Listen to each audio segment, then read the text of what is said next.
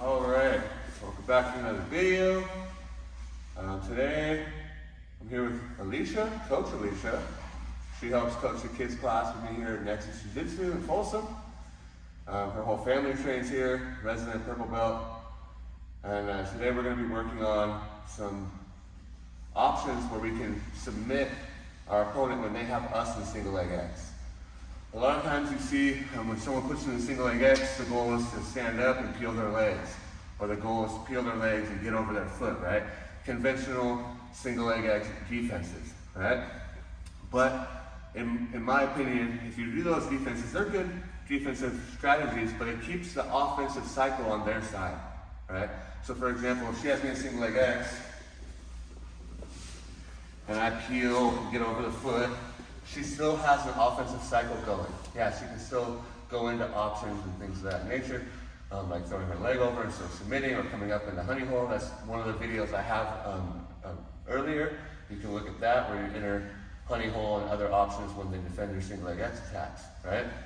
So instead of me looking for simple escapes, I'm gonna go into offensive submission attacks on them. Right now, she has a straight foot lock. Okay, option, right? If she can get into it, which is okay, you know, but most of the time the straight foot locks aren't super powerful. People aren't great at them most of the time. And if it comes to her having a straight foot lock on me and me having a heel hook on her, I win that fight, right? So I'm gonna kind of play a few submission locks on her that are gonna be more robust than a straight foot lock would be, right? So as soon as I get caught in single leg X, one of the first things I look at, One of the first things I look at is what this foot is doing, right? We talked about that again in that single leg X to honey hole and single leg X to other positions video from before, but I'm focused on this foot. If this foot is on my hamstring, like it's the same side hamstring, it's a good position for her, right? But sometimes I can harass this position. I want her foot more center line on me or even across the cross hamstring, right? So when I see this, or if I can force this scenario, I'm gonna grab right hand to right heel. And my left hand's gonna go on the mat and scoop me around the corner and bring my hips close to her hips. And now it's gonna be really hard for her to escape her heel here, or her foot here, right? So I go right hand to right heel and come around the corner and bring my hips close to her hips. And now I just put both hands on the heel. And as I sit back and pull the heel up towards the ceiling, I'm getting really, really strong, like heel hooks basically, right? And I get good finishes here, but if they're flexible or they have small feet, like she has really small feet, sometimes the foot will pop out. And that's okay too, because now I'm unraveling the position. And now we're playing this exact scenario I was just talking about, straight foot lock against heel hook. When the foot pops out, a lot of times I keep my hand right on the heel. This gives me a higher fulcrum for me to connect my elbow to my own hand. If I just try to go through her heel, sometimes this isn't the best position and the heel can slip. There are ways that we can fix this, but let's just play from here. Right? Keep this grip. I wrap my elbow around my own hand and I false grip on my own wrist.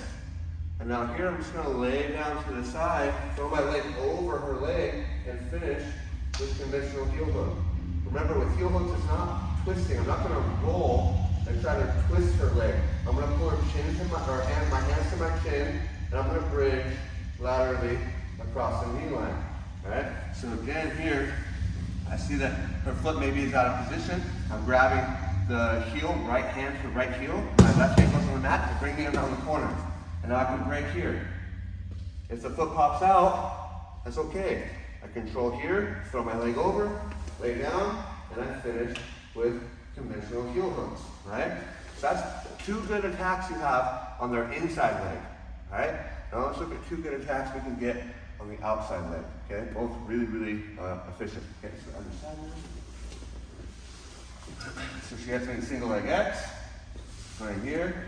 Now, if she's on her side and she has a good lock with my foot, this is a problem for me, right? When she goes to her side, she can really start engaging her hips and really start playing the foot lock here, right? So what I want to do is start to sit her up, right? I want to expose this leg, okay?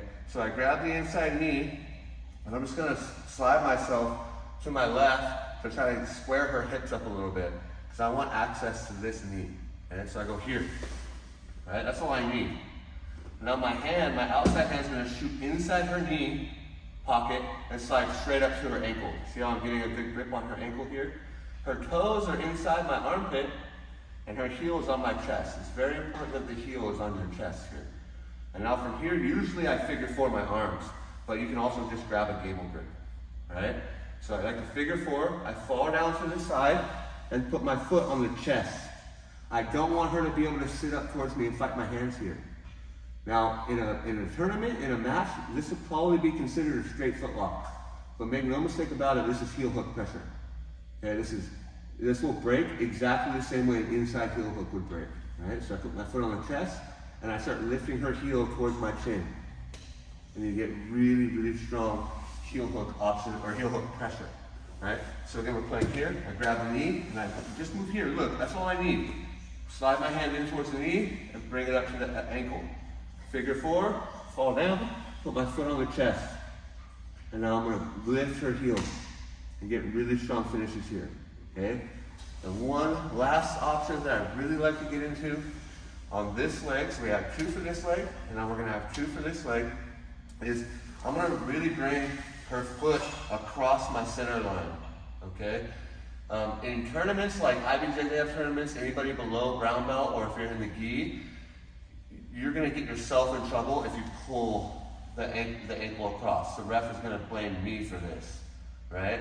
So be cautious if you're purple belt or lower, or if you're in the gi, okay? That you might get called for this if you're in my position. But if you're brown belt or higher, or if you're in a tournament that doesn't have that stupid rule about reaping, then you can play this all you want. Or if you're in the gym where there are no rules, like in this gym, in my gym, we do everything. Everything's legal, gi or no gi, white belt to black belt. So if you're playing those scenarios, this is a really good option, okay? So I'm gonna pull the knee again, sit her up a little bit, and now from here, I wanna start getting her leg across my center line, right? So I'm gonna pull her foot across my center line here. Once I get here, I'm controlling her foot, left hand and left foot, and my right hand's gonna scoop under her ankle. And now my left hand that was holding on to the bottom of her foot is going to rotate in front of the knuckles of her foot. And I just connect my hands here. And you can see the pressure already starting. This is effectively a toe hold. And now I'm going to pull my right elbow down and back and press my left elbow to her hips, here. So I'm pressing here, right? And getting really, really strong breaks there. So we're playing here, single leg X. I'm pulling her up, right? Pulling the foot across and throwing my arm underneath her ankle. Then here I rotate my wrist over the top, connect my hands. And now here is my really, really strong break. Get really good finishes. It's effectively a toe hold. This is kind of what breaks there. So again, like I was saying at the beginning of the video, it's really good to have the ability to escape single leg X. Peel the legs, stand up, escape the position. In my opinion, it's even better and no more difficult to enter into submission attempts and offensive strategies versus being defensively in a defensive cycle, right? If I'm in a defensive cycle, they just keep offensive attacks going, and at some point they're gonna break through, right? So my goal always when I'm in a defensive position is to use a defensive motion to get as a precursor to my offense. And there's no better way to do that than to attack these submissions. Now, when it comes to the leg lock battle, usually I say, is free your leg from submission threat first, and then you can attack. But that's more like a heel hook, toe hold, kind of knee bar scenario. Straight foot lock, I'm not as concerned, right?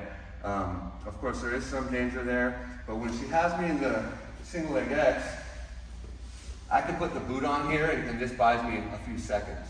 She can't put the boot on here, right?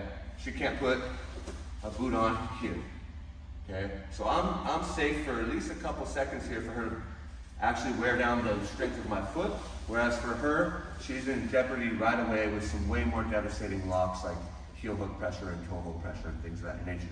So if you like the video, give it a thumbs up. If you want to see something in the future, or you have any talking points on this motion, throw it down in the comments. Again, this is Alicia. She's a coach here, helps out a lot. I'm really grateful. I'm Andrew. We're here at Nexus Jiu-Jitsu in Folsom. If you haven't subscribed, click that subscribe button, and yeah, try it out. Let me know how it goes.